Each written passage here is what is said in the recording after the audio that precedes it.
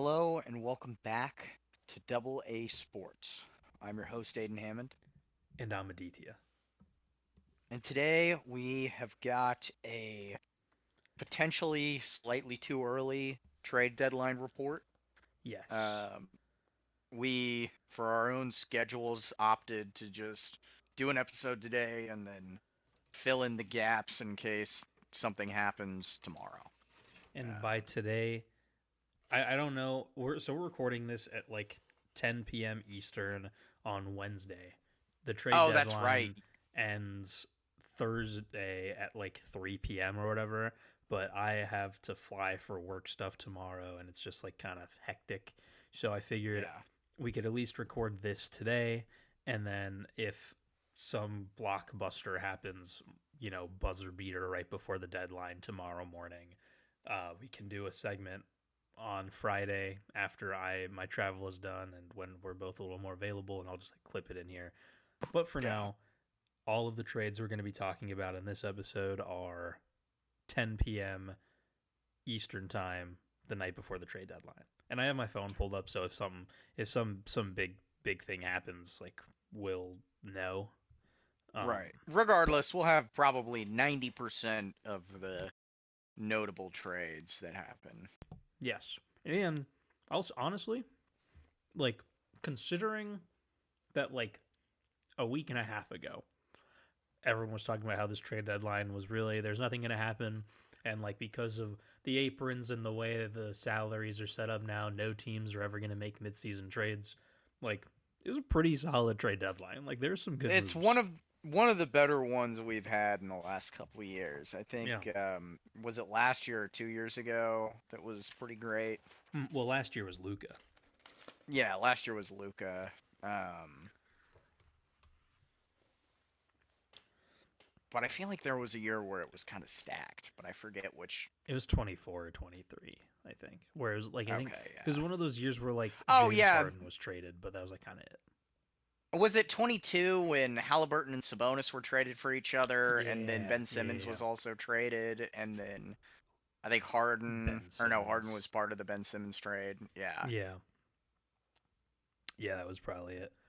But regardless, we have a lot of good trades here. Um, I figured I'd structure it in order of like when they happen. So the first trade being the earliest because some of the players in these trades have been moved once or twice, so it just kind of becomes a Yeah. little easier to keep everything ordered if we know who's where at a certain time. So Right. to start things off, the first trade we have here is a three-teamer. We're getting crazy right off the bat. Yep. It's the trade between the Cavs, the Bulls, and the Kings. This was like 3 days ago or something. Uh, DeAndre Hunter was sent from the Cleveland Cavaliers to the Sacramento Kings, and in return, the Cavs got Keon Ellis, Dennis Schroeder, and a guy named Emmanuel Miller from the Chicago Bulls. And the Bulls got Dario Saric and two second round picks.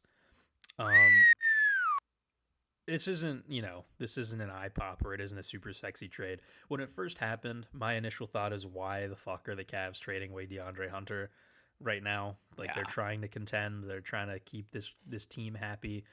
But then I saw I forget. I think it was Jeff Jeff O Sports or something on Instagram made a post about it, and it was like Keon Ellis is effectively your Lonzo Ball replacement because that didn't really work out.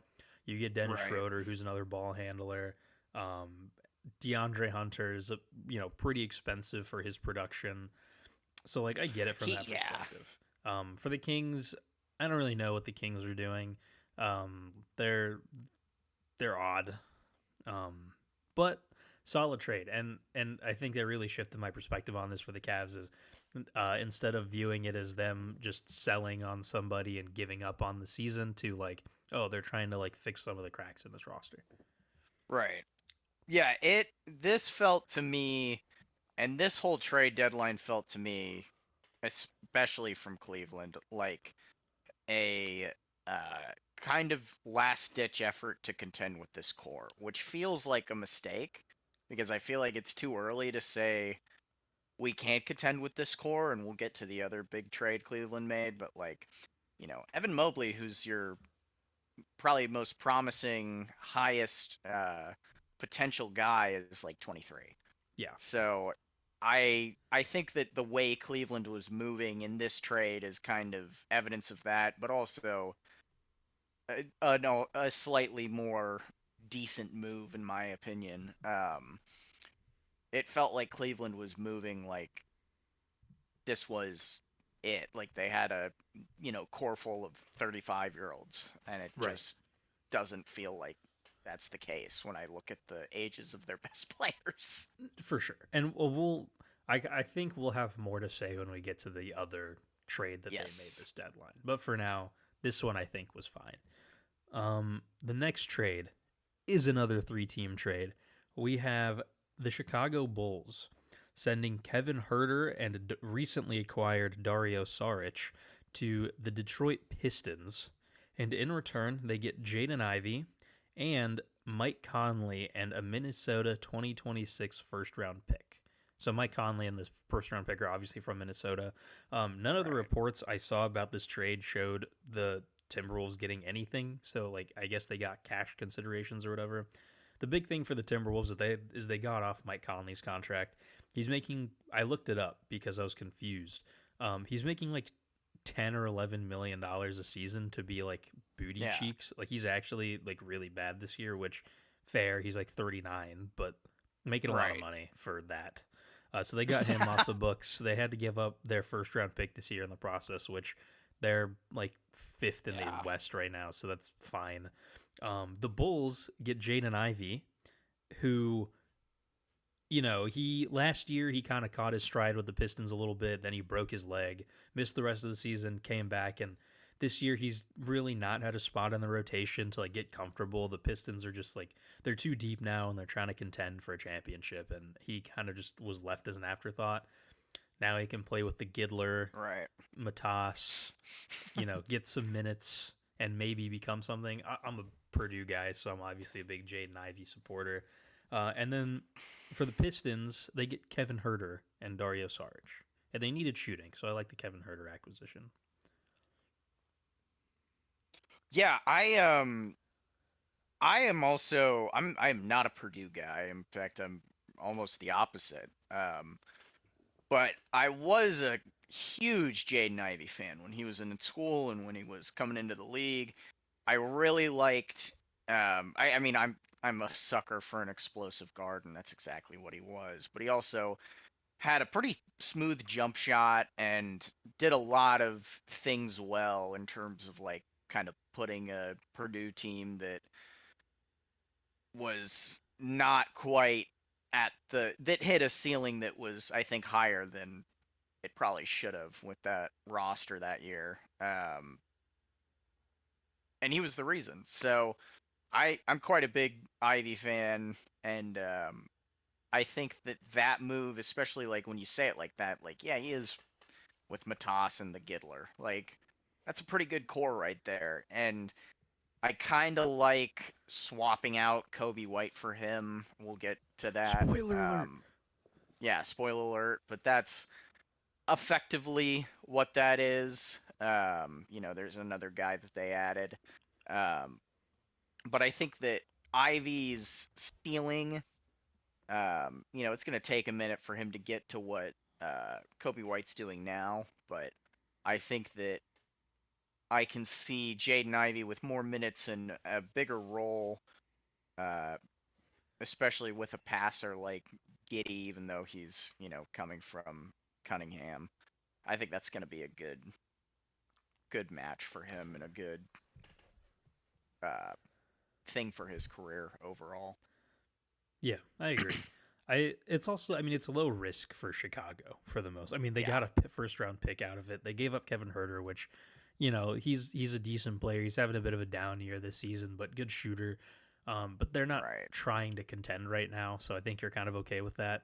And like Jaden Ivey's a guy that like he's a, like you mentioned, he's explosive athletic guard, had a gruesome leg injury, so like you kind of Right. question if he can get back to his former self, but if he can, like he has, especially in the Eastern Conference, he has like all-star ceiling to me. For sure. And so like, Definitely. you give up Kevin Herter for that. And like worst case scenario, he really is messed up after this leg injury, and he just doesn't become the same player. And like, you know, it is what it is. Maybe he's a bench guy. Maybe he's out of the league in 3 years. Who knows? But he didn't Right. really give up much in the process.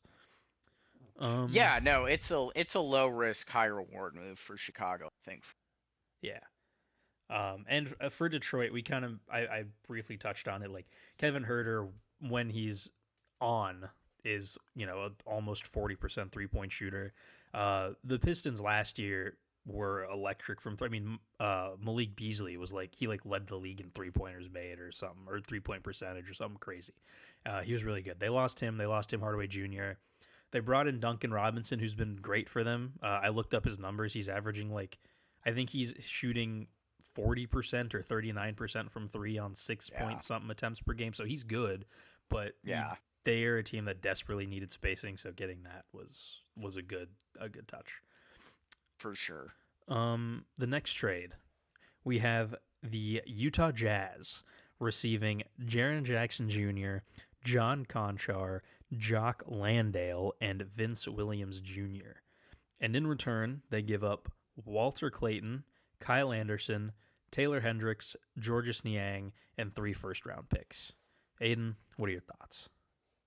Um, you know that like it was kind of a big like TikTok sound a couple of years ago, and like it kind of permeated onto Instagram Reels.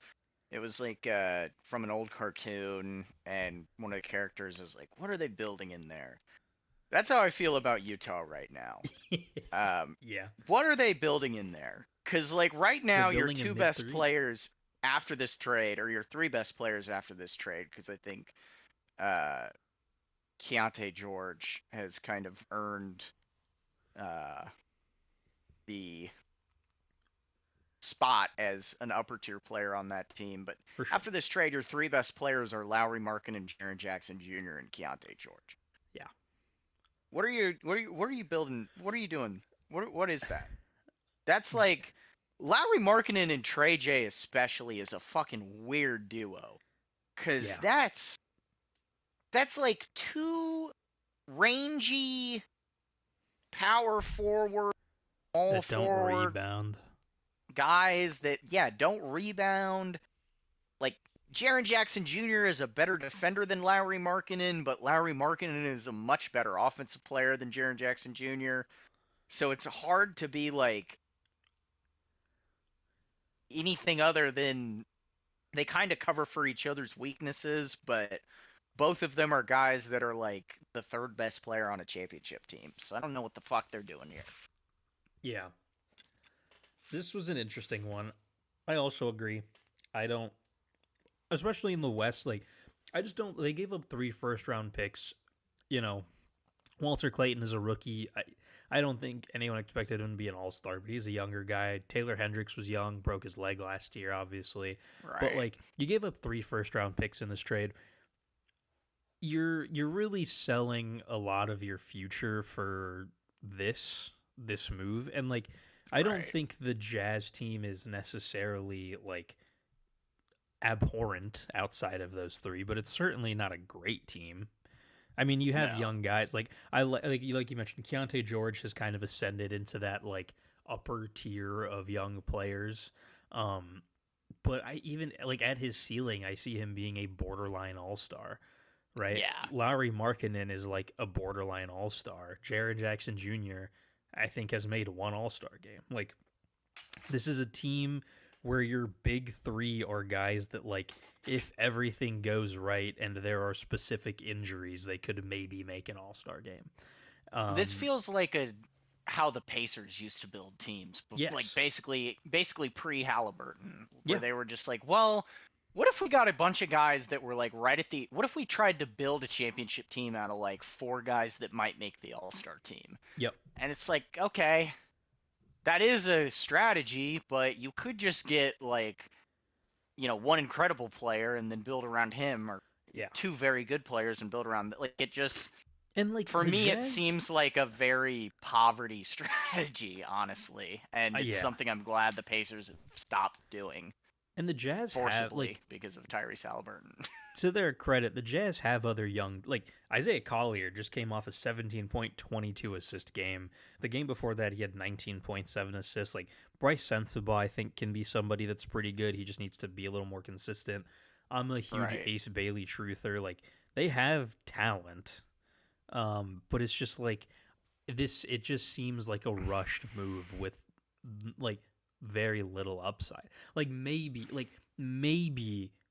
Jaron Jackson Jr. and Laurie Markkinen are just a match made in heaven and they complement each other perfectly. Even if that's the case, with their ceilings, you're a playing team in the West because a Yeah. 55 a team that's 500, I don't know, we'll say 600, a team that's 600 is the 7th seed right now. Like it's Yeah.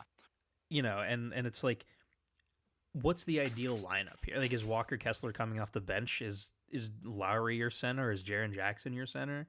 Or are you bringing one of Trey J or Lowry off the bench? Are you starting Lowry at the three? Like, because if you're starting Yeah. Lowry at the three, then are you moving Ace Bailey to the two, or is he coming off? Like, there's just so many question marks with this trade because you have two guys that are the same player, and like, it's just I don't know.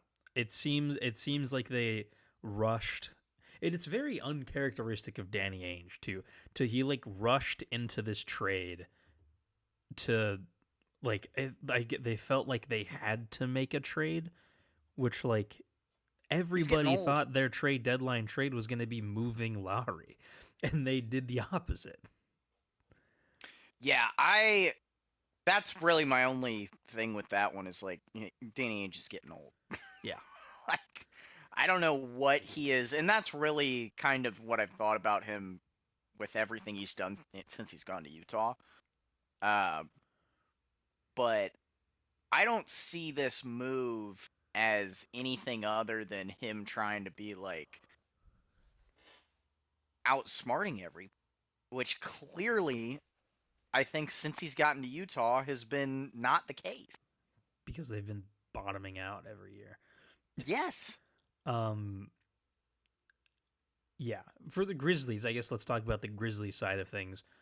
Yeah. Pretty good haul. I mean, Walter Clayton is a decent player, right? I don't think he has a crazy high ceiling, but he's a quality player.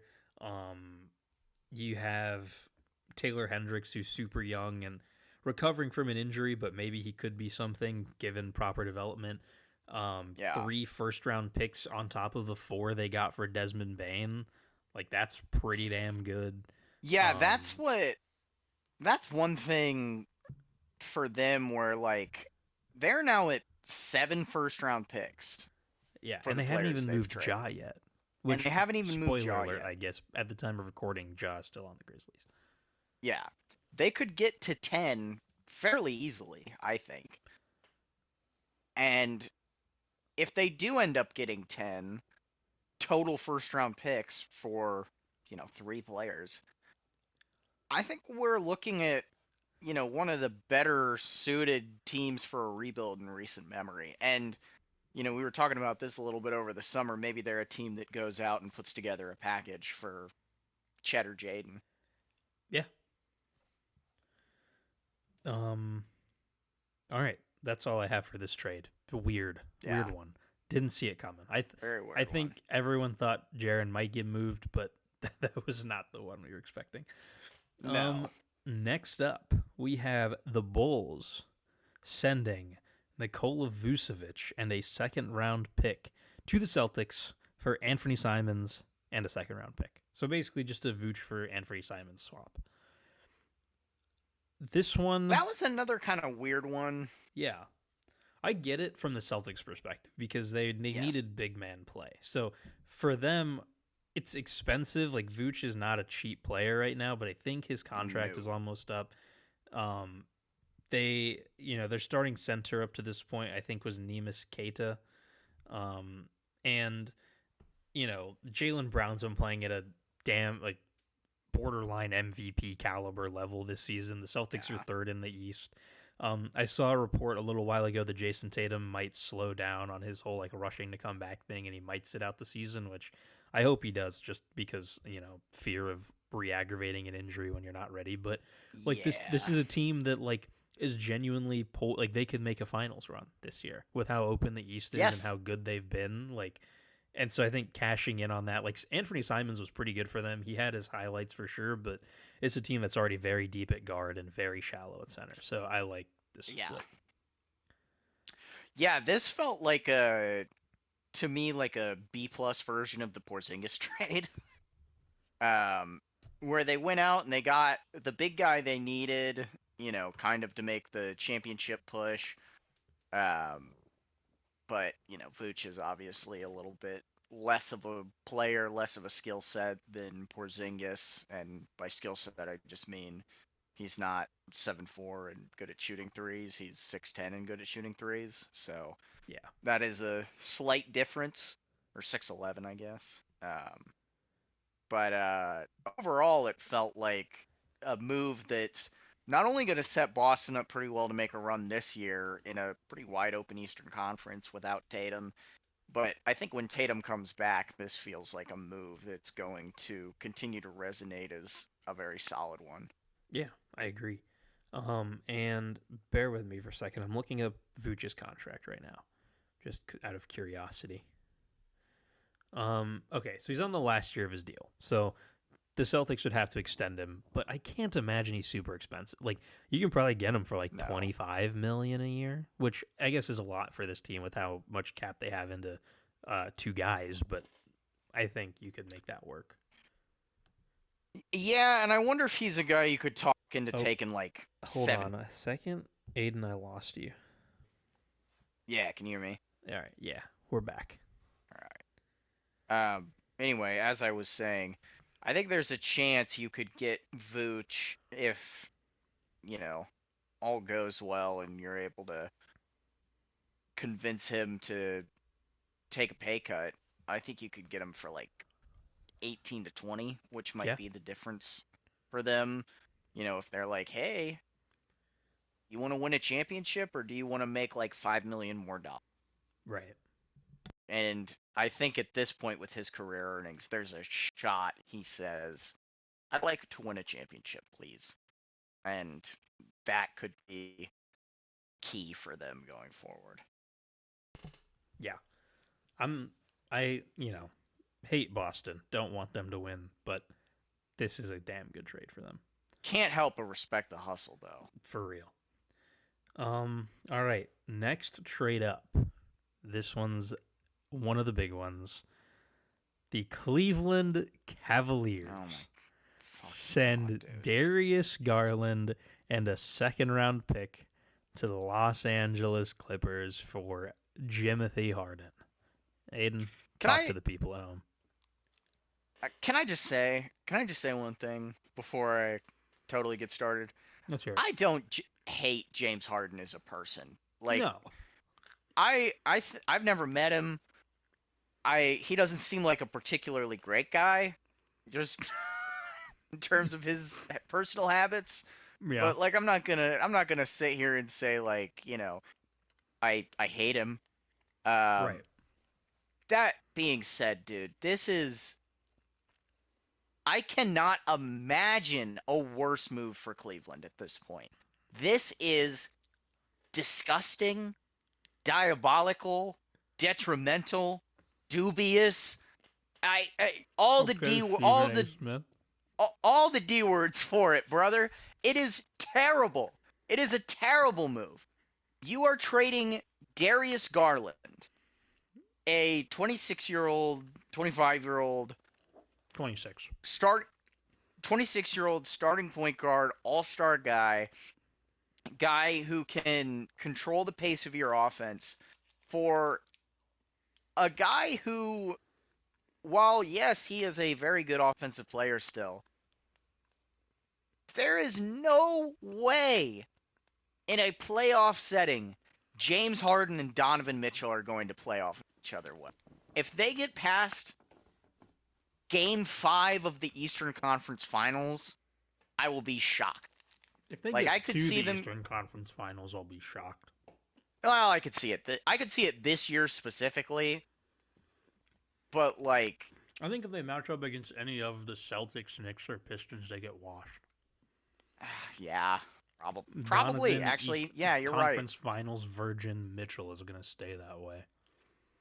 Yeah, no, you're right. I don't see any way that this is anything other than silly for No. them. And so for And those even that are like maybe, you could have traded Harden for Mitchell, and I would have been like, okay, this is a move. But the fact that they gave up Garland is where they lose me. Anyway, sorry. well, I was just going to say, so for people who may be new, maybe this is your first time watching us, we have Aiden and I have a group chat with like 8 of our friends that we Yeah. talk sports and we talk ball, we talk shop, as the kids say. Yep. Um, I went on quite a tangent when this trade first happened, and the reason for that, like Aiden said, we're trading away 26-year-old, was an all-star. I know he's had some injury concerns recently, but was an all-star caliber, young, talented guard for James Harden, who at this point in time, on February 4th, 2026, I can say James Harden could be considered a better player than Darius Garland. Maybe. You can make Yes. that argument. Actually, Yes. not maybe. I think that's pretty clear at this point. However, he's 36. He's a Yeah. 36-year-old ball dominant guard. The thing with Darius Garland is his value has tanked so much because he is also a point guard that likes the ball in his hands, playing next to Right. Donovan Mitchell, who is one of the most ball dominant nothing burgers in the NBA. I I don't like his play style. I forget which, probably multiple previous videos. I've made it very clear that I think Donovan Mitchell's play style will never win anything meaningful, and Yes. that it continues to this, like, he's not going to play well next to James Harden because they both want the ball in their hands. Donovan Mitchell has to take 20 shots a game. He's going to put up 30 points on 42% from the field and provide nothing else of value, and then they're going to get bounced in the second round like he always does, and everyone's going to be like, "Oh my god, Donovan Mitchell has no help. He put up 30 points and lost." Yeah, he's the fucking reason. Anyway, the reason I went on a tangent in the group chat is because this is not, look, they're going to get bounced in the second round. It's going to happen. Donovan Mitchell is a conference finals virgin, and when that happens, he's already made it clear to the Cavaliers and to everybody that if the Cavs don't go on a run in the playoffs, he is leaving in the offseason because he's an unrestricted free agent and he can do that. When he inevitably leaves in the offseason, James Harden, the trade deadline merchant, is going to request a trade at the trade deadline when the Cavs have like 20 wins, and they're going to be left with Evan Mobley and what's his name, Jalen Tyson, as their big two going forward. And this is a poverty franchise, and they're sorry. And their only hope for redemption is that LeBron James comes back for season 24 to retire a Cav, and they somehow make the play. Well, not somehow; it's the East. They'll make the playoffs and get bounced in the second round again. Yeah, I couldn't have said it better myself. This seems like a total fumbling of such a spectacular situation that they Yeah. had last year. Last year, Yep. I trading Darius Garland, like, congratulations to the LA Clippers. You guys just somehow made like the most decent move of the last 5 years that you've made. Like, Yep. it's the first time you haven't totally fucked yourselves in a trade in the 2020s. Yep. Um, Exactly. Yeah. and you And got, I think your future franchise player. yeah, and again, like there's some question marks about his injury history, his availability, but those weren't problems 3 years ago. So like, it's really been highlighted because of Donovan Mitchell being there and their play styles being so incompatible, I think. And if Right. you were to ask me at any point in the last year, or now, or in the future, would I rather have Darius Garland and Evan Mobley or Jalen Tyson and Evan Mobley? I would say Darius Garland and Evan Mobley because that's all that's going to be left of this crippling franchise in a year and 3 months. They're so terrible. It's like every time they're playing like poker and they have a straight flush and they're like, what if I went to the bathroom and wiped my ass with these cards and folded and then Yep. left. Yep. Like that's it. That's what they do every time. Yeah. I yeah. And it's Cle Cleveland is insulting as somebody that enjoys playing 2K franchise mode. yeah, it's rough. And the thing is too, like, look, I have, I think, in the last 3 minutes, and also just in whenever we do this podcast, I have made it clear that I don't think, again, that Donovan Mitchell can win anything of value. But there is a case to be made that last season, if Evan Mobley and Darius Garland and DeAndre Hunter don't all get injured at various points throughout the playoffs, they make it. Oh, I think there's a bit of an echo. Yeah, I was kind of hearing it. I'm trying to. Is it because we're on FaceTime on Instagram? Because I wasn't getting it with the calls. Here, I can just mute myself on Instagram. Oh, Th- okay. does that work? Yeah, I can't hear. I can't hear it anymore. Cool. Hopefully that's gone. Anyway, as I was saying, there's a case to be made that they make it further in the playoffs if three of their starters didn't get injured at various points in the playoffs. Unfortunately, the Yep. Pacers still wipe their asses because they're the best team in the East, but that's a different conversation, I guess. Um, the but my No point bias is there, no surely. no bias there. But the point is, I feel like it's just you were the number one team in the East, kind of by far last year by record. And half a season later, with still some injury concerns, like yes, your team's having a bit of a down year, you decide to make this trade, which is just going to set your franchise back. Even if James Harden stays, right? The Cavs have he's 36. You have at best 1 to 2 years to maximize this window and try to get Yeah. Donovan Mitchell to stay and try to make it to the finals. You aged your point guard by 10 years for like nothing. And Yeah. I don't know. I don't get it. I guess one other Cavs thing to mention while we're on the topic is I saw a report that Jared Allen's on the market. 2 years too late. The Jared Allen Evan Yeah. Mobley experiment went on for too long, and I Another perfect honestly, encapsulation of their mismanagement of yeah, assets. and I honestly like. I think it has set Evan Mobley's development back kind of significantly. Oh, Um, certainly. he would be in that upper echelon. I mean, he is in that upper echelon of bigs right now. But I legitimately wholeheartedly believe that the center discourse would be like Jokic, Wemby, a healthy Joel Embiid, and then honestly, actually Evan Mobley next to Joel Embiid if he was able to develop on his own. He should be the third part of the Wemby Chet argument. The Yeah. fact that Wemby Chet is just Wemby Chet and not Wemby Chet Mobley is an indictment on the Cleveland Cavaliers. Yep.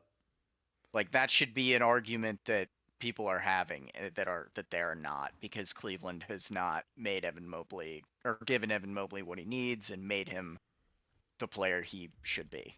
Yes. Anyway, that's enough about the Cavs. This whole thing Yeah. pisses me off, and I don't like it. Um, the next trade we have to talk about involves a team we talked about quite recently. The Washington Wizards send Chris Middleton, AJ Johnson, Malachi Branham, Marvin Bagley III, 2 first-round picks, and 3 second-round picks to the Dallas Mavericks, and in return, they get Anthony Davis. This trade is hilarious. It's so Yeah. funny that because like the Luca trade already the moment it happened, everyone was calling for Nico Harrison to be publicly executed. Um, but seeing the return you get for Anthony Davis on top of that is really just you're squeezing a lemon onto an open wound is what you're doing here. Yeah. Um, this is hilarious because what this means for the Mavericks is you turned a NBA Finals team, Luka Doncic, into what you got. I mean, a salary dump in Chris Middleton. That's what he is at this point. Max Yeah. Christie, who's like an okay bench shooter. AJ Johnson, who hasn't really shown much with the Wizards yet. He's still super young, and the Wizards have a lot of young talent, so the minutes are scarce, sparse, whatever the Sparse. word is. Yeah. There you go. Sparse. Sparse. Yeah. Um, Malachi Branham, who's like okay. Marvin Bagley, who's like okay. Three first round picks, I guess, but it's a Lakers first round pick who they now have Luka Doncic, a Thunder first round pick who they're a dynasty in the making, and a Warriors first round pick that is top 20 protected. So you've effectively gotten not a single pick inside of really the top. Oh shit. Okay. We'll hold on. All right, are I'm you back. back in? Can Yeah. you hear me? Yep. Cool. All right. Well, we are back. Aiden's PlayStation shit itself, so we had to take a slight intermission. Um, but all is good now. As I was saying, just just 1 second ago, um, yeah, the Mavs got scraps for Luca. The first round picks they got are a Lakers first round pick, which they have Luca now, so that pick's worthless. Not worthless, but it's probably not going to be in the top 20. A Thunder first round pick, which they're a dynasty, so that's also not going to be in the top 20, and a Warriors first round pick that is top 20 protected, so that's definitely not going to be in the top 20, and then like 4 second round picks, and that's kind of all you have to show for Luka Doncic and a championship run. Yeah. I just if if you don't mind talking about Washington for a second, I don't mind, brother. I've got very similar feelings to them that I do to Utah, where I'm like, what are you guys doing? What is this? What's the plan here? Because you now have Anthony Davis and Trey Young Yeah, as your big two. You've got correct. Alex Sarr. Yeah, You've got probably one of Debansa.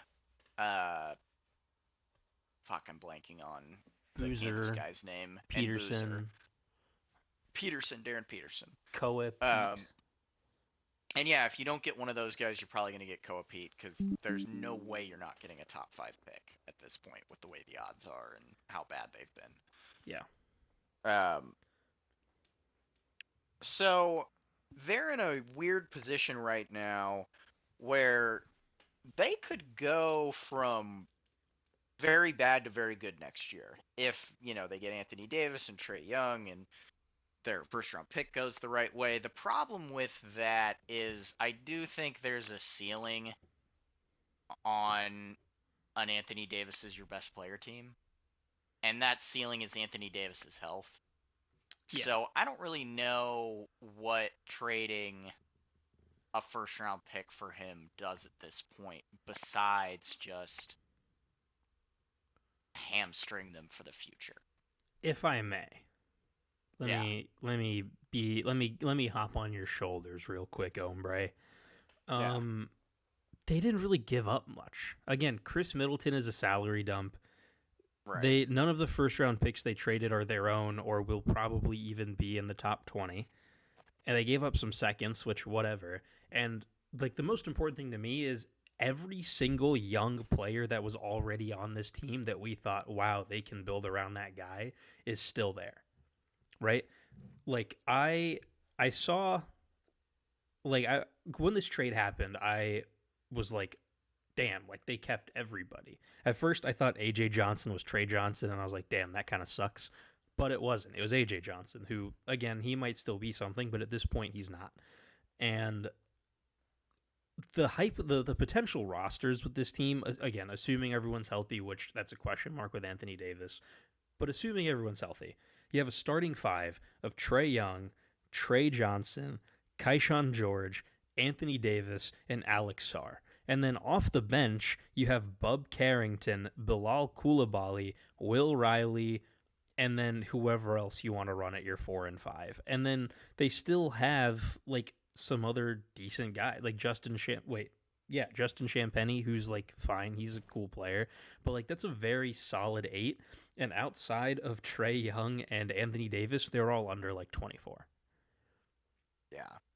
So like, and like I I don't think this team is going to go out there and make the finals, right?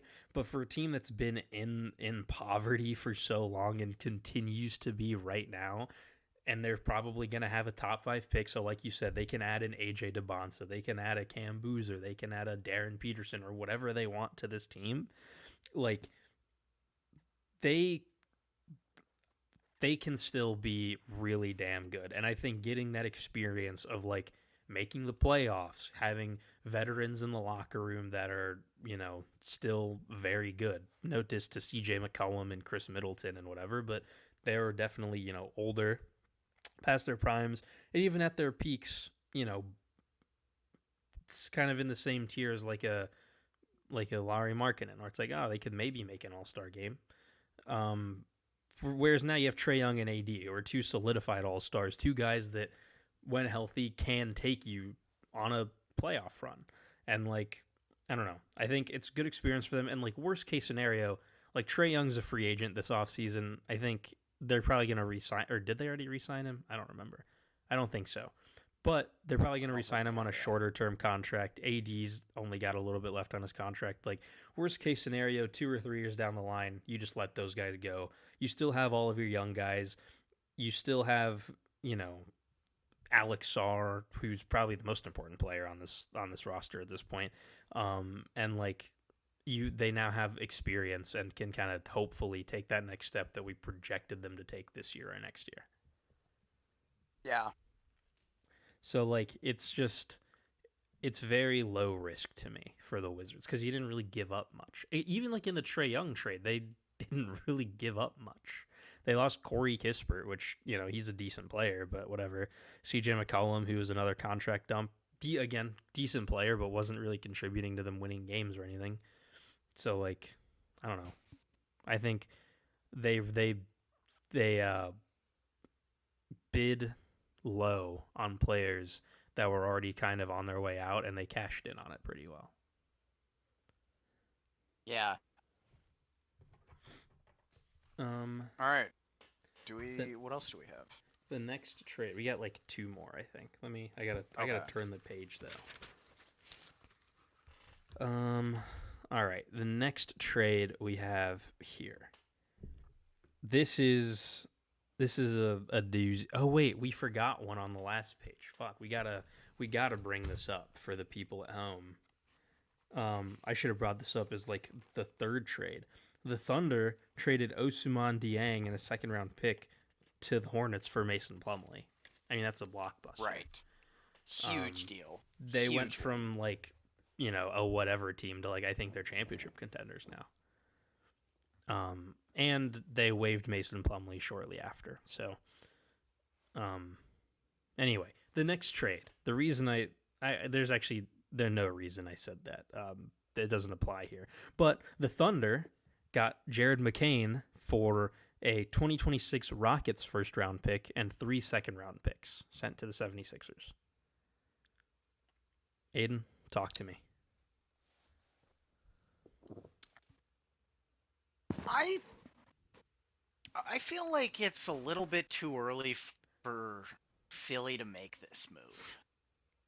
I understand how good VJ Edgecomb's been and how good obviously Tyrese Maxey's continued to be and how you maybe had to make a hard decision with Jared McCain for minutes, but did you have to do it right now? Like, could you not have waited until the summer at least? This just feels like a move that was made in order to move on from something that didn't need to be moved on from yet. Yeah, That's kind of where I'm at with it. I agree. I mean, last year obviously he was really really good. Tore his meniscus.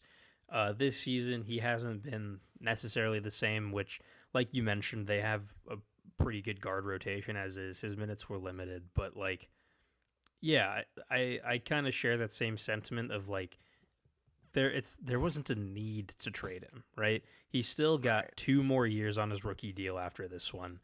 He didn't seem discontent or unhappy with anything. It's not like the Sixers. There's like a toxic locker room with him around. He is still a young guy with a lot of promise, and like I think assuming right that he was able to condition himself, get back to what he was last year, which he was showing flashes of. The last few games before the trade, he was looking better. He was looking pretty solid. Like I think he Right. could have been a very good sixth man, or like him and VJ just play by committee. Like whoever's got the hot hand plays more minutes. Like I don't think you really had to make this move right now, and I think it took just about everybody by surprise. And you Yeah. get, I mean, again, the Rockets are a pretty solidly in the playoffs team. You effectively get 4 second round picks for this guy who was Yeah. the leading favorite for rookie of the year halfway through the season last year. Right. It just seems odd. And then from the Thunder's perspective, the rich just get richer. I mean, they're already 10 deep at guard. Do they really need another one? But here we go, Right. I guess. Um, I forget, somebody said it. I don't remember if it was in our group chat or I just saw it on Instagram, but like, Jared McCain fits the Thunder's vibe so well. Like, they're like a Oh my fun God. team. They do all the fun, like, post game press conferences. They all kind of really get along. They're super young. Like, he's going to have a good time over there. And I'm excited for Yeah. that. He's gonna have Um, a good time. He's gonna have one playoff game where he has like 18 points because all of their players did that yeah, last year. and he's gonna probably win another championship, and that's awesome. Yeah. Well, Good for not him. another, his first, but the Thunder's He came out second. a winner. Yeah. The next trade we have, the Chicago Bulls send Kobe White and recently acquired Mike Conley to the Hornets for Colin Sexton, recently acquired Ousmane Dieng, and 3 second round picks. Big moves. Yeah. Um, Unironically, though, I really do like what Charlotte has going on. I think it's at this Yeah. point been pretty well documented just in the general NBA discourse that like the Hornets have been on fire recently. They've Yeah. won 7 straight. I think they've won like 9 of their last 10 or 8 of their last 9 or something crazy like that. I think in the month of January they had like the third best offense in the NBA per all of like their metrics, and their defense was like top 10 or something crazy. Like they've really Yeah. locked in as a team. They're making a push to try and get into the playoffs. There's still a lot of time, and it's the East, so it's not that far off. Con Knuppel has been out of his mind. He's been playing super well. LaMelo's been playing like LaMelo. Brandon Miller's turned it up. Miles Bridges has been playing well. Like, and now they had Kobe White, who is, you know, a little bit expensive as a sixth man. I guess you could start him and just shift everybody else over one, but that does seem a little weird. I'd like to keep him as a sixth man, honestly, but like, Right. I mean, Colin Sexton was fine. He was a solid player for sure, but you definitely upgraded with Kobe White here, and I think it makes sense to capitalize on the momentum that you have right now as a team and like really try to make that push. Agreed. Um, all right, cool. Not much else to say there. The Bulls, I guess. I mean, they're cleaning house. They're trying to lose games, which is good. Um, Yeah. so it's about time. I think they're tired of being in NBA purgatory. Well, their fans are anyway. Yeah. So They yeah, don't give a fuck. They still cash the checks anyway. yeah. Um, all right, and then the last actual trade we have so far through now it is 10:51 p.m. the night before. Oh my god, wait, there was another trade. Holy Uh oh. shit. Wait, whoa. Oh wait, no. No. Hold on.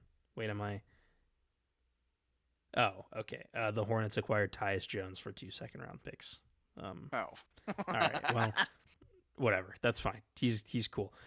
Anyway, the last trade we have so far through the trade deadline. This one this one makes me sad. This one makes me want to piss on Tyronn Lue. The Clippers send Chris Paul, NBA legend, to the Raptors. The Nets receive from the Raptors Ochai Agbaji and a 2032 second round pick. And the Clippers receive what did they get again? Nothing. I think they got like the draft. Hold on, I wrote this down. Yeah. It's so Oh wait, no, little I that didn't. Fuck. It's no like the draft rights to somebody yeah, somebody that that hasn't played an NBA game yet. correct. So this is just I mean and there's reports that Chris Paul's not even going to like show up in Toronto. He's this is just how his career's going to end and it's a tragedy. But the Nets get Ochai Agbaji. He's solid and a second round pick. Yeah. So good for them. And the Yeah. Clippers, Darius Garland, when healthy, when, playing at his peak, is one of my favorite players in the NBA to watch. He's super fun. I hope they trade him so I can go back to pissing on the Clippers and hating them and everything they stand for because I hate them. Yeah. Um, anyway, that is all of the trades we have through this point in the NBA season. There's still uh, 16 hours left, so lot of opportunity for trades. Um, I think I think we're both kind of on the same page here with the Giannis trade, where like we just don't think it's gonna happen. I don't Yeah. know if you agree. No, I'm totally on the same spot. Yeah, it's just I think at this There's no point, way.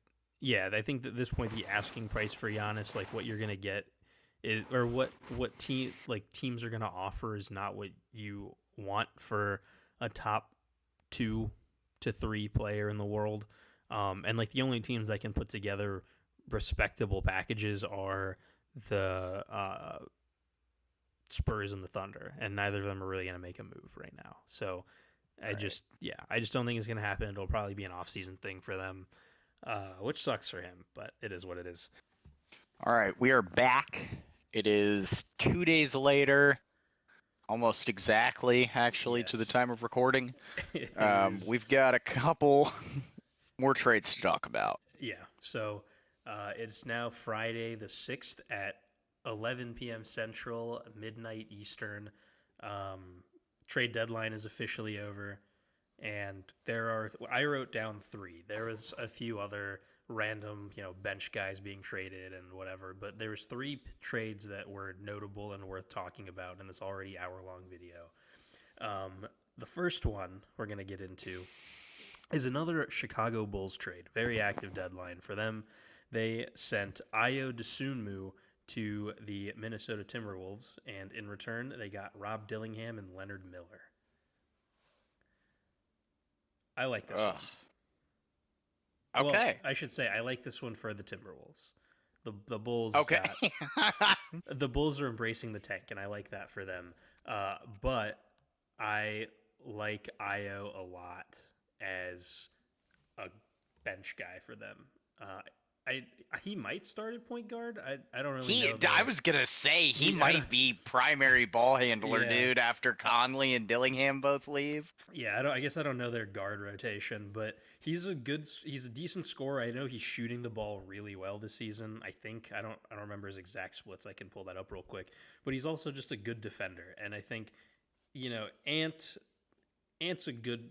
I mean, he's a star, but he does have a tendency to take off on defense until you're kind of at that point in the game where it really matters. So I think having like a consistent uh, defensive presence in that backcourt can be really good.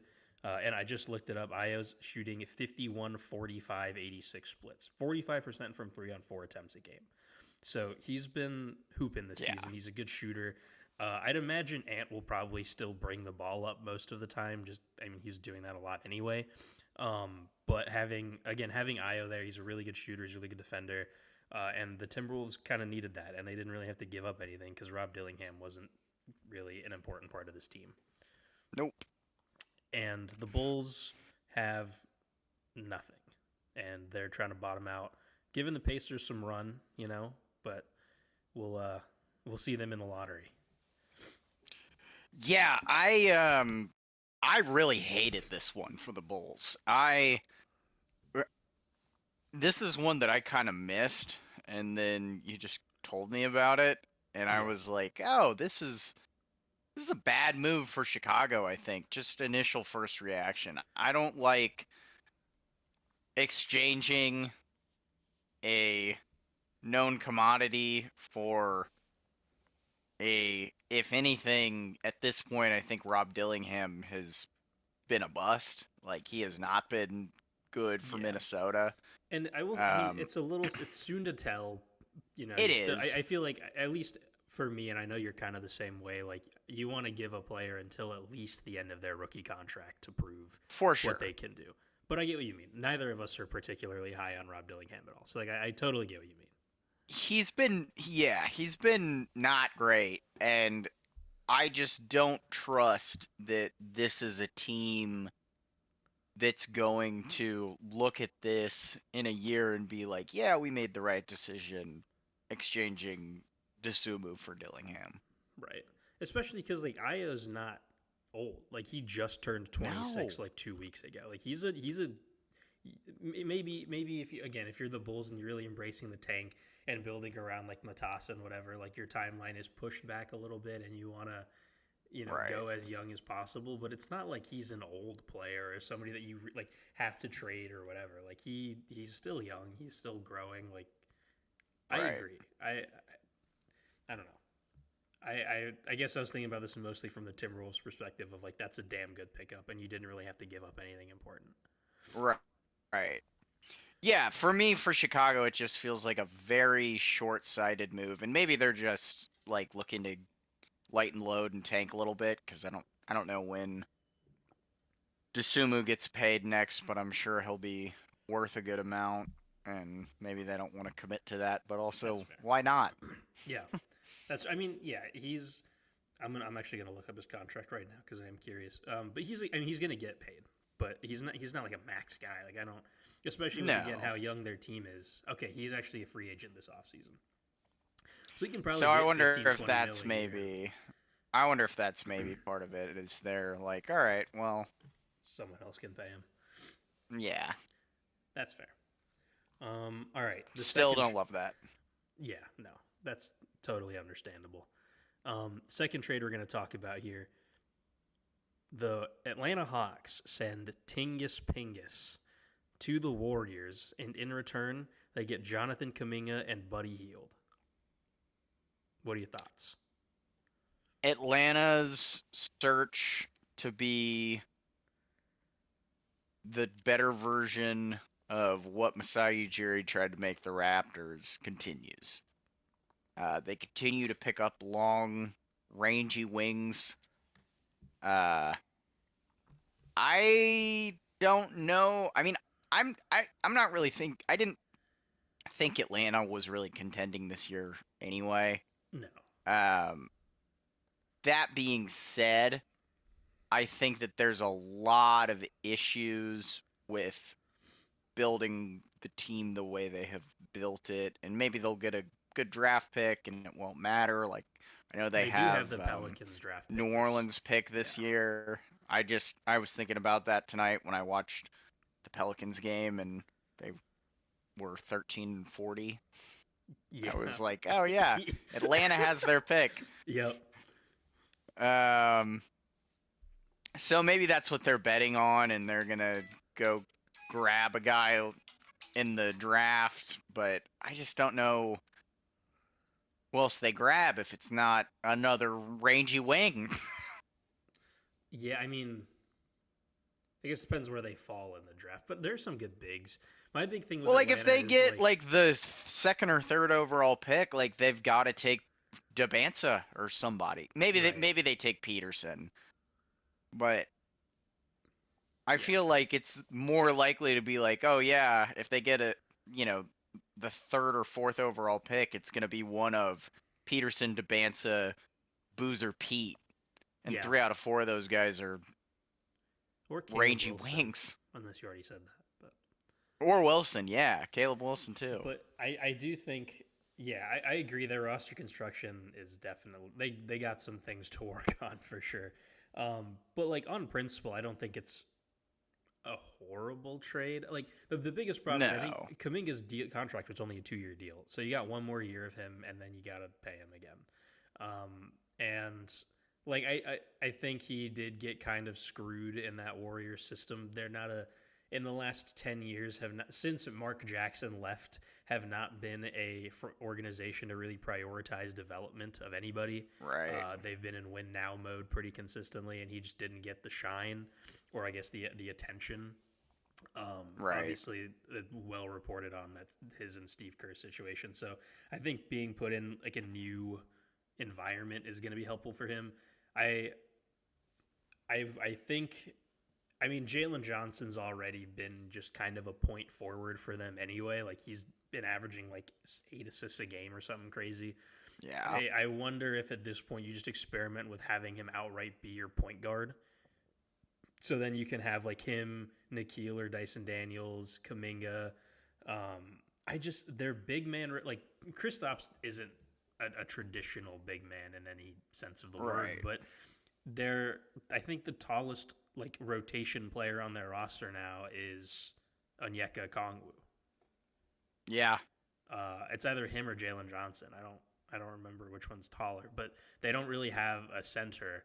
And again, for this season, it's not a huge deal because they're not trying to contend, and they have a Right. lottery pick, so they can draft somebody, they can make a move with it with a team that's selling or whatever. They have But kind of reset the clock, I yeah, think, in the they have last couple time. So weeks. I and again, I think you're not trying to contend. There's really no reason to keep Kristaps around. Like I get it, um, and if it's a big if because there's also the chance that Kaminga isn't great and Steve Kerr was right all along and he puts up these big games in spurts but it just doesn't work out consistently whatever the case may be but you really didn't give up anything if you're the Hawks. You could have gotten a very like a long-term quality piece for somebody that you're looking to get rid of anyway. Right. And from the Warriors perspective like it's good. Kristaps is a guy that fits the what the Warriors do, I guess, but I coming into the season, I had this mentality of like, well, if Steph misses a week, they lose all the games they have in that week. And now they've already been just kind of mediocre, and now Jimmy's out for the season. Like, I get you're trying to contend, but at what point do you have to be like, all right, this can't continue. Right. Yeah, Um, I'm not really sold on this being the move that saves Golden State's year either, but yeah, I think it is worth a shot for them at least to be like, sure. all right, well, it's not working out with Kaminga. Like, Yeah, I guess if you're looking to we're get rid of not him gonna pay anyway, him. yeah, Like, let's just take a shot in the dark and see if Tingus Pingus can yeah. do it. I there was like some reports I don't know how confirmed they were that the Bucks turned down the Warriors offer of like it was like all the picks they have plus like Draymond and Kaminga and Pods and maybe something else I don't remember and like at that like striking out on Giannis was kind of it for the Warriors season to me like that at that point you try to Yeah. patch the holes put some band-aids on this team but you're this isn't built to last. So No. unfortunate end to Steph Curry's not the end of his career. He's probably still got another year or two before he like really starts considering retirement. I would assume, but it's Yeah. definitely it's tough to see. Yeah. Um, all right, now what we have all been waiting for. The Aiden, can I get a drum roll?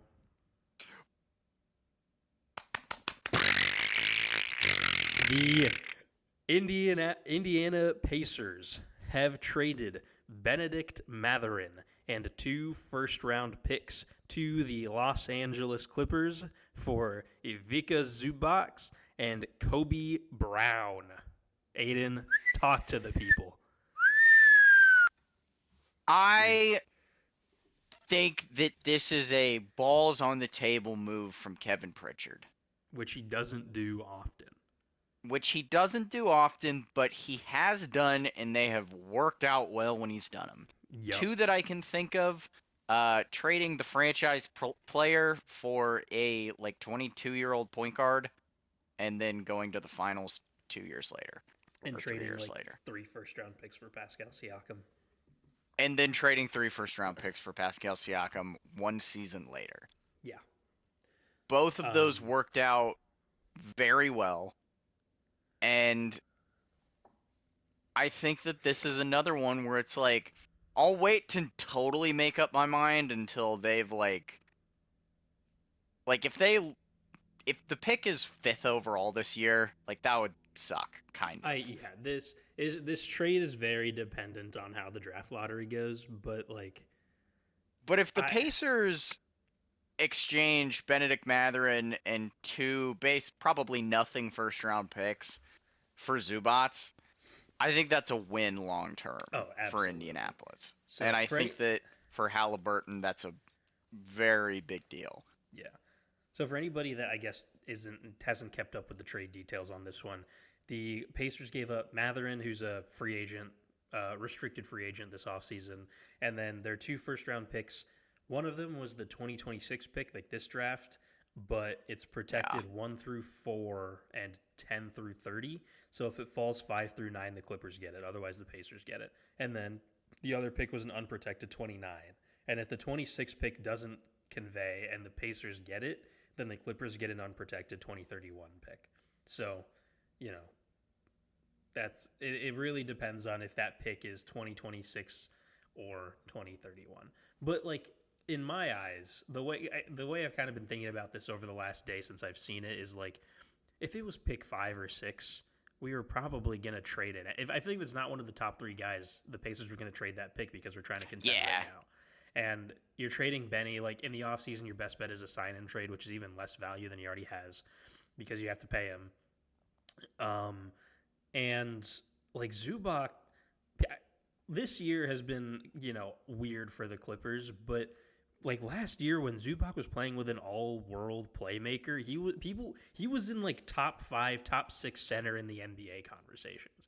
And now you're giving him Tyrese Yeah. Halliburton. Like not only that, he was all defensive last year too. Like Yeah. he that's something that like Miles Turner gets talked about for like his defense and his shot blocking ability and whatever. He's never he I think he has one all defensive appearance if even. Like Zubac is a better defender than we had last year. He can rebound a hell of a lot better. He can't really space the floor. He is a back to the basket center, but like I think that's fine. You can run him in the pick and roll with Tyrese, and it's Yeah. perfect. And like I don't know. I think if if Tyrese is able to come back next season and be an all star caliber guard again, like this is the best team in the East. We got better because like Matherin was good for. I think he had some really good games. He also had some really bad games. He was he Yeah, for he could sure. he could go out and put a. He had a game in I think it was against the Knicks. Or, no, it was against the Thunder. I think he had Yeah, he 27 had a points in bad 23 finals minutes. game. Oh He had a well, bad finals game and a good finals yeah, game. he had a game where he had 27 points in 23 minutes and saved our season, and then he had a game where he had Yeah. like 3 points and missed two free throws at the end of the game to send us to overtime.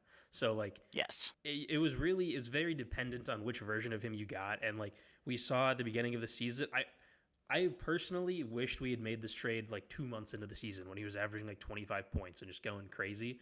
But since then he got hurt and then he came back and then he slowed down. Now he's kind of more back to his normal self, which is still a good scorer. But I that's something that you can replace, especially if we get Right. our own pick in this draft. Like, and we're able to bring in like a Devonsa or a Boozer or even a Peterson. Like that's something you can always get back is a good scorer. Right. Yeah, this one for me was a sad one for Matherin because I do feel like it's kind of a giving up on, you know, one of the only major lottery picks the Pacers have ever had. But it's also doing that in exchange for a more proven commodity. I think it's like a, you know, kind of slightly less like, uh, oh, this is a bad player, like with Dillingham and Dasumu. But I think it's kind of oh, you're trading a proven commodity for a piece that Right. could be, you know, higher quality than what you have now potentially, For sure. but also the guy you've got right now is pretty damn good. Yeah. No, I agree. It sucks to lose Benny because I do think I use the royal we, but Pacers fans and in general have kind of embraced him. Like I feel Oh like yeah, among the fandom, he's very well liked, but it's one of for those things sure. where like making championship winning moves isn't easy. You know what I mean? Like No. something has to shake. Yeah, and Especially like oh sorry, go ahead. it's something no, no. Um it's something you only do if you get that close. Yeah, right. And I kind of Benny. I hate to say this because we've like the Pacers are pretty consistently not at like we're always like a middle of the pack playoff team. But like in the last, I was looking at it in the last decade, we have had like single digit lottery picks, and most of them haven't been amazing. Like we're not a Yeah. historic. We're really good at drafting at the end of the first round and in the second round. But if you ask us to draft in the lottery, we tend to miss. Um, we had Miles Yeah. Turner in 2015. That was a good draft pick. Um, we had TJ Leaf was the 18th pick in 2017. Fuck. Goga was the 18th pick in 2019. Chris Duarte was the 13th pick in 2021. Then we got Matherin in 22. Then we got Jarris Walker in 23. Like Yeah, they're all of fine Pritchard's players, but best draft picks have been second yeah, round guys. Like yeah. where Like we it's got Ben like, oh, Shepard you've was the got 26th Nemhard and pick. Yeah, Shep. Nemhard Oh was a wait, second round pick. Shepard was he a first round pick? 26th. I mean, that's Oh pretty. yeah. But yeah, Nemhard was a second round pick, right? Like, um, who else? I didn't even realize we drafted Georges Niang. That's crazy. Um, Did we really? yeah, apparently. But yeah, like I get that's the thing though is we don't draft well in the lottery. No. And Benny was the best pick we've had in the lottery. Like he was like showed promise of being like a legitimate like high quality player in the NBA. So like it does suck to see him go like as a guy that we've kind of grown attached to, but um, it was time because we weren't gonna pay him anyway. So like we had to move him at some point. No. Yeah, it's better to cut him loose. Go be free with Darius Garland. And speaking of, I think LA kind of made out like a bandit in this Yeah, deadline. especially if they can Um, get that lottery pick this year. yeah, like this is. Oh God, don't even say that. But yeah, if they get Matherin, Garland, Caleb Wilson going into next year, that's a pretty nice young big three. Yeah, and it does. It kind of sucks because I would have liked to see Garland and Zubac a little bit because I think that would have been a very fun That duo. would have been Not fun, not as fun as Tyrese and Zubac, of course, but a fun duo of course. nonetheless. But yeah, they got Garland, they got Benny. Um, they oh yeah, they don't even have their own. That's crazy. They're cleaning house. The Thunder are gonna get another lottery pick. Yeah, are they just like fuck it? Like I get well, they were the that is the nine only seed. They were thing. kind of making a run over the last few weeks to like That's the only climb up thing, into the play-in, right? but Like that's the only thing where I'm kind of like, what are you guys? I thought you guys were. Oh no, you're not. You don't care. yeah. All Well, I right. think Well, some I the James Harden situation is still very unclear. There are sources saying he requested a trade. I think he said he didn't request a trade. I don't know. Like, he and it all said he happened. didn't because he knows that if it gets out that he did again, people will make fun of him forever. Well, people are gonna do that anyway. Like, Right. people were doing that when it happened in Brooklyn and Philly, and like it just happens. Um, but like yeah, something happened there, and it all happened so fast. And I think as soon as that happened, they were like, "All right, well, we have to do something." Like we have to break it up and fit because they don't have any assets, Right. right? Like so they kind of had to. Oh, and another, I guess, another under the radar part of the trade. The Pacers also sent Isaiah Jackson to the Clippers, Yes. who he was a another one where I was kind of sad to see him go. He's been with the team for so long. He's a really good like bench. He's like Montrezl Harrell for the Clippers in like 2019, where you don't want him playing like 25 or 30 minutes a night, but if you give him 20 minutes, he's gonna go out there and he's gonna be decent, high energy Right. guy. So sad to see him go, but we needed an actual center that's not Jay Huff. Yeah, And but I don't. I do think Jay Huff is gonna be a decent backup to Zubats Oh, when for sure. he's playing 20 minutes a game. Yeah. No, I agree. I think I mean, he showed that in Memphis. Like when he was just a limited minutes guy, he was like pretty solid. Yeah. Um, oh, I didn't realize Zubac, we have him through 27, 28. The most he's making through this entire period is $21 million. Like, Yeah, that's another thing is it was a pretty big money move for Pritchard because they're gonna have to make a decision with Matherin and Nemhard and Neesmith yeah. over the next couple years, and I think they just made the decision. Yep. I agree. And, you know, again, I think every Pacers fan is rooting for Benny on the Clippers. He's just a Oh, good for guy. sure. Like, um, anyway, that is the end of the trades. There's one, I guess, one like related thing. I saw some reports earlier today related to the Anthony Davis trade to the Wizards that we talked about earlier. I guess for you guys earlier this episode, but for us two Yeah. days ago. Um, AD is out, expected to be out for the rest of the season with like his, I forget exactly what is in his groin and his hand or something else, whatever. So he's not playing the season, which I think same for Trae Young. They're really trying to bottom out.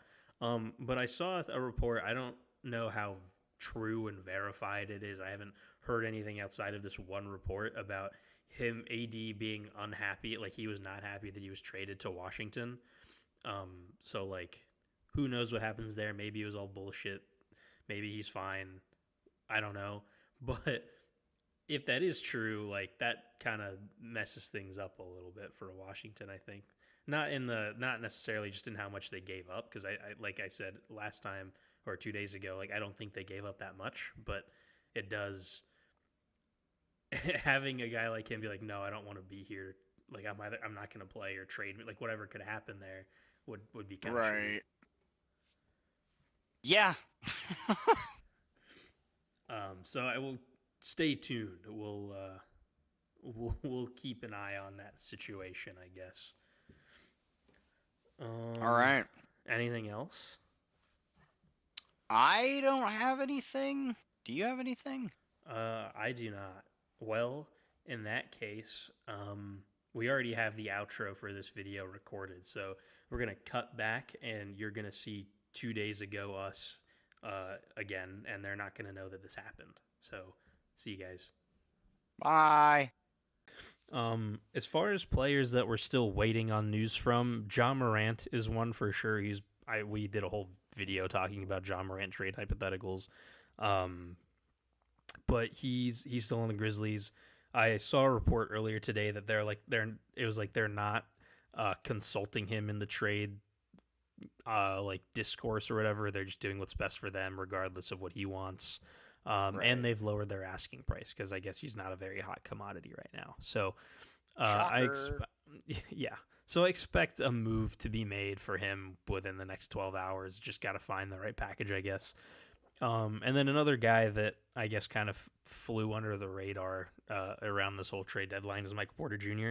He's been averaging like 27 points per game on the Nets, which like it's the Nets, so whatever. But he's been playing really well. He's locked down for like 2 or 3 more years. I think he's a pretty good player. I mean, he was very integral to that Nuggets championship ring, so I'm sure teams are calling whatever teams can afford him. Um, Yeah. is there any other? Any other big name players that we're waiting on Not that as I far can as like, think of. yeah. Um, I guess real quick before we wrap it up, give me give me some of your winners and losers through the 9 trade. Oh, wait, before we do that, I forgot one. Sorry. There's reports that the Raptors have put an offer out. Nothing's official, nothing's signed, but on the table is the Raptors sending R.J. Barrett, Jakob Pertl, and a draft capital to the Kings for Domantas Sabonis. Now this hasn't happened yet, but and we don't know if it will happen, but we just know that the offer has been submitted. What are your Right. thoughts on that one? Feels like a very Raptors move to make, like the Raptors of the last 5 years specifically. Um, Sabonis is like a three-time All-Star, pretty good player who I don't think is a top 30 guy. And if he is, he's like 28. Right. Um, so it's hard for me to be like, yeah, this is awesome. This is a really great idea for them because it feels more of the same in terms of some of their complacency, frankly. Yeah, he's not a guy that Um, moves that needle. yeah, that being said, it is a pretty good player switching teams, which is always meaningful in some way. So I think that it's at least interesting. I don't really know if it's anything more than that, but I'm definitely going to keep an eye out. Yeah.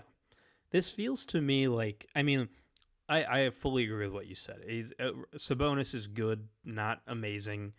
I mean, he's really good. I mean, top 30 is not anything to scoff at. He's really good, but No. he's not you're not a team that like the Raptors are solidly in the playoffs right now, but it's not a team where you're like, "Oh, adding Sabonis makes them a contender." And I think it's Right. just I think they struck out on AD. They're trying to capitalize on the progress they've made through the season, some of the momentum they have, and like make a big push. I think we're seeing a lot of teams out east do that right now, just because it's wide open. The Pacers are good. The Juggernauts are down right now for a season, so Right. teams are trying to get in where they can before Tyrese the Terror returns. Um, Right. but no, but like I think that's really just what it is they're trying to capitalize right now. They've missed on AD. It is what it is. Um, but I thought it was at least worth bringing up that that offer has been submitted. Anyway, Uh, give me some of your winners and losers so far of this trade deadline. this is a tough one for like real winners and losers because it doesn't really feel like it feels like a lot of kind of meh moves. Yeah. Or teams that kind of swap stuff around. I think Boston's a long-term winner with this Mm-hmm. one. This feels like a move that's going to help them win, especially when Tatum comes back potentially this year. Um, I would also say Oklahoma City. Unfortunately, They got Jared McCain. they Yeah. they got Jared McCain, and they also made a decision on Dang. He was a guy that I think they needed to decide on, so they basically just swapped a young guy out for another better young guy. Yeah. Um, I guess What for about you? me, I'll throw in. I think I know we kind of differ on this, but I do think the Wizards are winners here at this trade deadline, just because like I, say what you want about Anthony Davis's availability and whatever. I agree there's some concerns there. I agree that they're kind of pushing the timeline up a little bit with this team, but just considering how inconsequential the stuff they gave up is, like it's basically free trade for them. And Right. so I like that a lot. The Grizzlies are a winner for me. They're fully Yeah. embracing the rebuild, and they got a lot of good stuff for it. The Bulls are like kind of one for me, just in the sense of like they're finally committing to not being a play-in team. Hopefully, Right. I mean, I say that they could still just be a play-in team because it's the East, but like hopefully they kind of start bottoming out a little bit, getting a higher pick, especially in like this draft class, so they could get into the top 5. That'd be huge. Um, and then Yeah, I agree that the Celtics I would consider winners. Um, and the Clippers, I guess, because they got Darius Garland. Um, who are your losers?